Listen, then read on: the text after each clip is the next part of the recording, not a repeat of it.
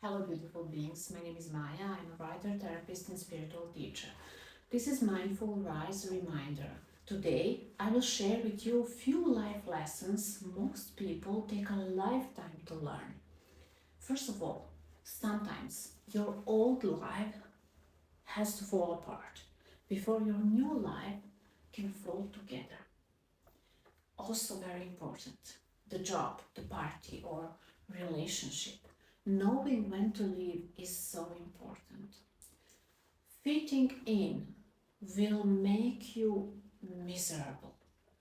Be your own uncool, weird self, and whoever still wants to hang around you, keep them close.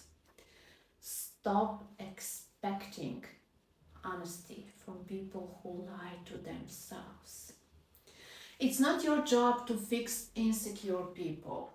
It's your job to fix the parts of you that resonate with their insecurities. And at any minute, someone can come along and change your life. That person, I need to share this with you, is you.